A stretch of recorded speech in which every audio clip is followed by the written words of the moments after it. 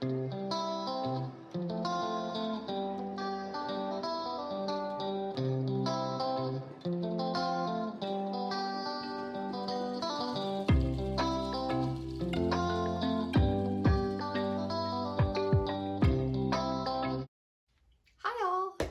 back to Michigan Fitness Foundation's Health Through Literacy. And today we are going to be reading a book called Wilma Unlimited, How Wilma Rudolph Became the World's Fastest Woman, written by Kathleen Kroll and illustrated by David Diaz. But like the other couple of weeks, I have a few questions for you before we get started. So my first question for you is, why do you think it's important to be physically active or to move every day? Any guesses? Yeah, okay, so it helps our hearts beat and blood move around our body. Good. What else? Yeah, it keeps our bodies and our minds strong and healthy. Good. Anything else? Yeah, it helps us stay energized. So there are a lot of good benefits to moving and being physically active every single day. Okay, question number 2. What do you like to do for physical activity? Or what do you like to do to get your bodies moving? Ride your bike? Awesome. Walk the dog? Yeah, totally. That's great. Anything else? Run? Swim? Play sports? Yeah, those are all great ways to keep our minds and bodies strong and moving and healthy. Okay. Question number 3.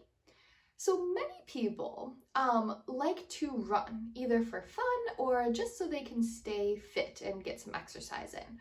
Who are some famous runners that you can think of? Okay, yeah, so maybe Wilma Rudolph, the one we're just about to talk about. Any other guesses or ideas?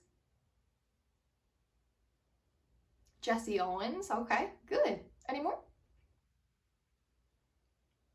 Usain Bolt, yeah, awesome. All of these are famous runners and they are doing good things to keep their bodies moving and their hearts beating, right? Okay, last question. Have you ever heard of Wilma Rudolph before? No? Well, hopefully we get to learn a little bit about her in this book today, right? So can you think of any other athletes, though, who overcame challenges through goal setting and effort? Yeah, Michael Phelps put in a ton of effort when he was swimming, right? He's a good athlete. Okay, well, let's get started and read what Wilma Unlimited is all about. Okay, so your physical activity challenge during this book reading today is when I start talking about Wilma Rudolph's 400-meter relay race, I want you guys to just stand up and walk really fast or run really fast across your room, okay? Just make sure there's nothing around you that could fall or that you could run into or that could hurt you, right? Okay, all right, let's get started.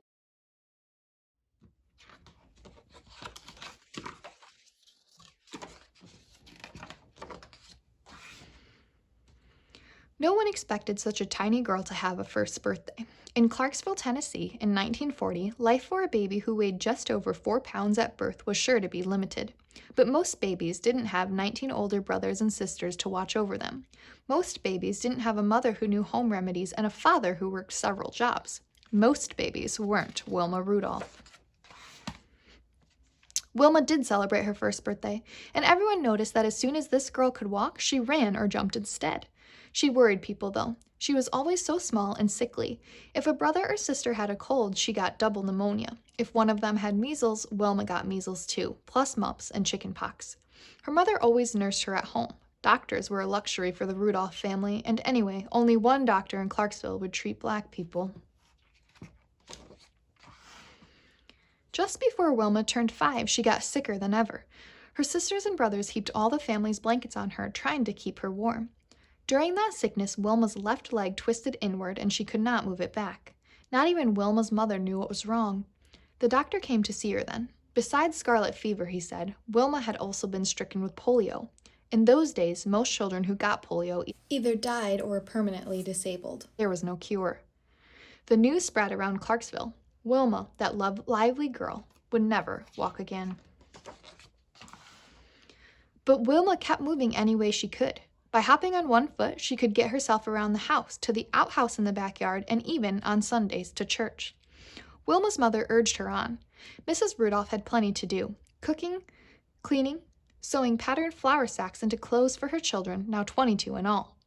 Yet twice every week, she and Wilma took the bus to the nearest hospital that would treat black patients some 50 miles away in Nashville. They rode together in the back, the only place they were allowed to sit. Doctors and nurses at the hospital helped Wilma do exercises to make her paralyzed legs stronger. At home, Wilma practiced them constantly, even when it hurt. To Wilma, what hurt most was that the local school wouldn't let her attend because she couldn't walk.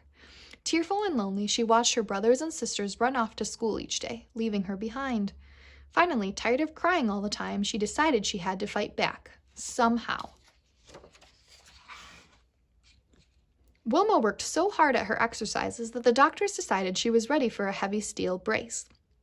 With the brace supporting her legs, she didn't have to hop anymore. School was possible at last. But it wasn't the happy place she had imagined. Her classmates made fun of her brace. During playground games, she could only sit on the sidelines, twitchy with impatience. She studied the other kids for hours, memorizing moves, watching the ball zoom through the rim of the bushel basket they used as a hoop. Wilma fought the sadness by doing more leg exercises. Her family always cheered her on, and Wilma did everything she could to keep them from worrying about her. At times, her leg really did seem to be getting stronger. Other times, it just hurt. One Sunday, on her way to church, Wilma felt especially good. She and her family had always found strength in their faith, and church was Wilma's favorite place in the world. Everyone she knew would be there, talking and laughing, praying and singing. It would be just the place to try the bravest thing she had ever done. She hung back while people filled the old building. Standing alone, the sound of hymns coloring the air, she unbuckled her heavy brace and set it by the church's front door. Taking a deep breath, she moved one foot in front of the other, her knees trembling violently. She took her hand off her knees by concentrating on taking another breath, and then another.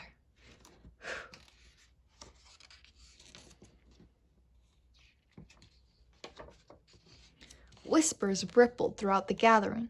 Wilma Rudolph was walking. Row by row, heads turned toward her as she walked alone down the aisle. Her large family, all her family's friends, everyone from school, each person stared wide-eyed. The singing never stopped. It seemed to burst right through the walls and into the trees. Finally, Wilma reached a seat in the front and began singing too, her smile triumphant. Wilma practiced walking as often as she could after that, and when she was 12 years old, she was able to take off the brace for good. She and her mother realized she could get along without it, so one memorable day, they wrapped the hated brace in a box and mailed it back to the hospital. As soon as Wilma sent the box away, she knew her life was beginning all over again. After years of sitting on the sidelines, Wilma couldn't wait to throw herself into basketball, the game she had most liked to watch. She was skinny but no longer tiny. Her long legs would propel her across the court and through the air, and she knew all the rules and all the moves. In high school, she led her basketball team to one victory after another. Eventually, she took the team all the way to the Tennessee State Championships. There, to everyone's astonishment, her team lost. Wilma had become accustomed to winning. Now she slumped on the bench, all the liveliness knocked out of her. But at the game that day was a college coach. He admired Wilma's basketball playing, but was especially impressed by the way she ran. He wanted her for his track and field team. With his help, Wilma won a full athletic scholarship to Tennessee State University. She was the first member of her family to go to college. 8 years after she mailed her brace away, Wilma's long legs and years of hard work carried her thousands of miles from Clarksville, Tennessee. The summer of 1960, she arrived in Rome, Italy to represent the United States at the Olympic Games as a runner. Just participating in the Olympics was a deeply personal victory for Wilma, but her chances of winning a race were limited. Simply walking in Rome's shimmering heat was chore, and athletes from other countries had run faster races than Wilma ever had. Women weren't thought to run very well anyway. Track and field was considered a sport for men, and the pressure from the public was intense.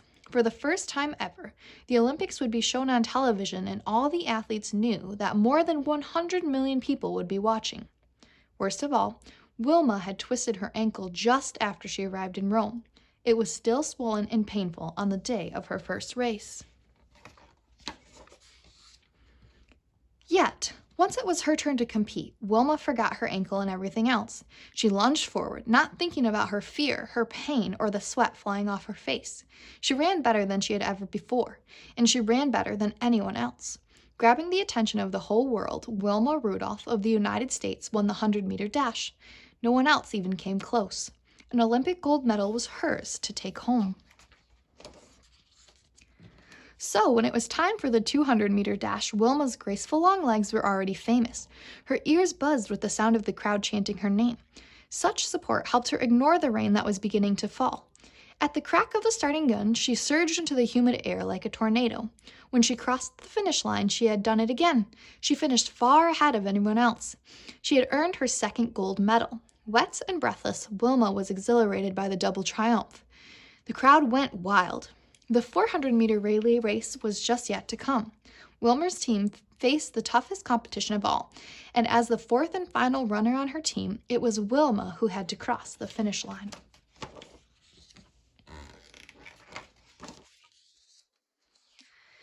Wilma's teammates ran well, passed the baton smoothly, and kept the team in first place. Wilma readied herself for the dash to the finish line as her third teammate ran toward her. She reached back for the baton and nearly dropped it. As she tried to recover from the fumble, two other runners sped past her.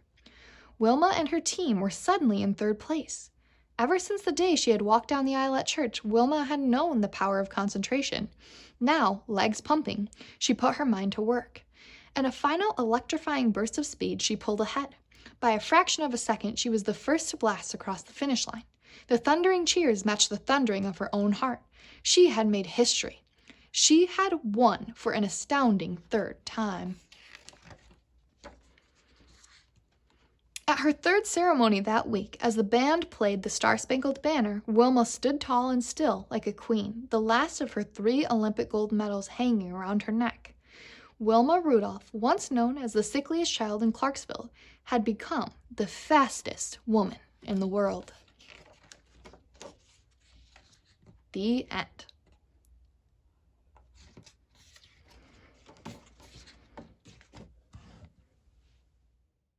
Wasn't that such a great story? There are so many wonderful things we can learn from that book, right? And I hope that it encouraged you, it got you excited about being physically active. Now, before I let you guys go, I have a few questions for you. So my first question for you is, thinking back to the story, how did Wilma become successful at meeting her goals? Remember, you can just shout it out at home. Yeah, she set goals that meant something to her. Good. Anything else? Yeah, she worked very hard to be as good as she was, right? Anything else? Yeah, she believed in herself and had people encouraging her and getting her excited about staying active and putting her mind to something that she could do. Okay, next question. So what might have happened if Wilma had not stayed active? Yeah, okay. So she could have lost some strength, right? What else could have happened? Anything? Yeah, maybe her heart wouldn't have been as strong. Okay, question number 3. What are some of your personal goals for physical activity? Anybody have any? Okay, be active every day. Yeah, that is a great goal. Any other goals? Okay, yeah, encourage your family and friends to kind of help you with all of that and get them excited about being physically active also. Well, those are very good goals, and I hope you enjoyed the book, and I'll see you guys next time. Bye! Okay, so for today's healthy snack challenge, I want to encourage you and challenge you to eat a fruit or a vegetable. Fruit and vegetables provide great energy, especially if we're up and moving and being active. Today, I chose a pear.